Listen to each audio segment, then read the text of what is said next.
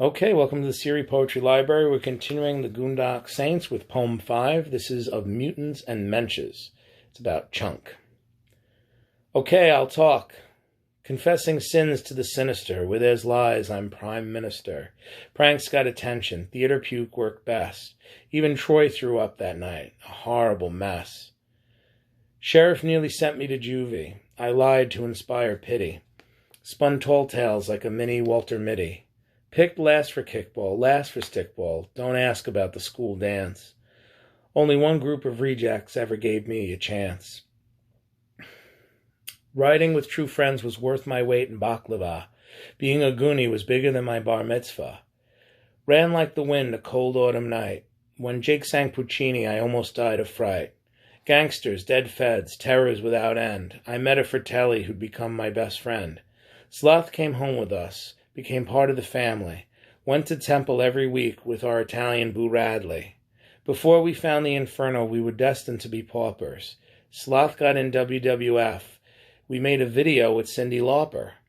Decades later, Fratellis and Goonies meet up to mourn and reflect. To a mutant, a mensch, even Sydney paid her respects. I put a baby Ruth in his casket, thanked him one last time for saving us in our most desperate bind. I stood on the beach with my wife watching waves hit sand. I thought of that day long ago. Only a Goonie would understand. We went home to the kids and a Jewish-Italian feast. Tears come and go, but love and laughter never cease. Okay, that was written January 5th, 2015. A couple months after the other poem. Chunk is fun to write. Just the same way Mouth is very fun to write. They're the funnier characters. So, again, maybe not connecting on like an emotional level of what they're feeling, what they're thinking, but there's laughs. So there's easy stuff to put in the poem. Like you could talk about, when he put the prank with the movie theater and a couple of other things in there. And there's a lot of just easy things that you can use. There's a lot of material to draw from when it comes to a character like Chunk, who's not even acting anymore. Now he's an entertainment lawyer.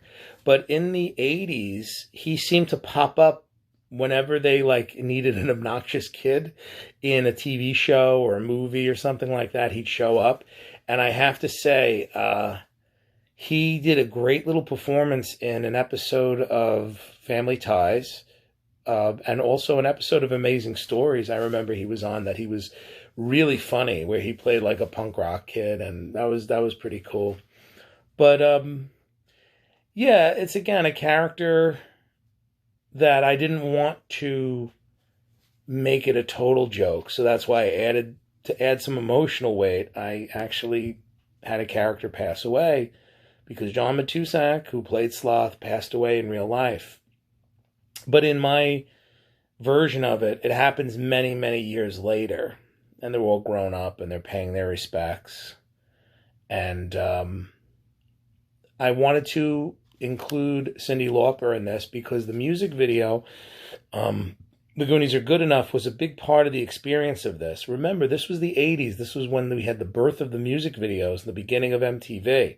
So they started to have a lot more music in movies because not only did they have the movie, but the idea was you could watch the movie and buy the soundtrack album and watch the music video.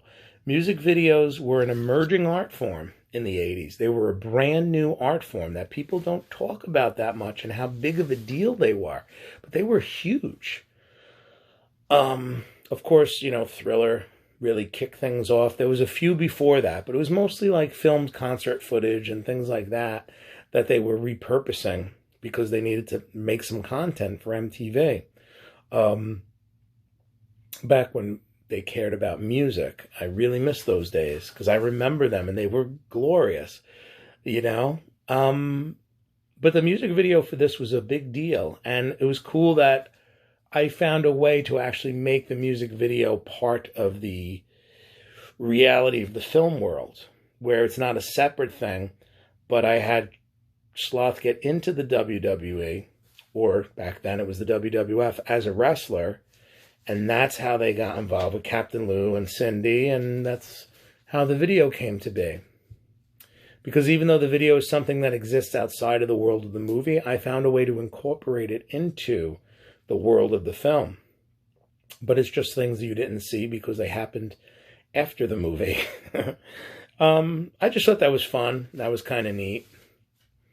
And that's about it. That's about all I have to say about Chunk. The next poem is about Mikey, and it's called Our Time, and it's coming up in a moment.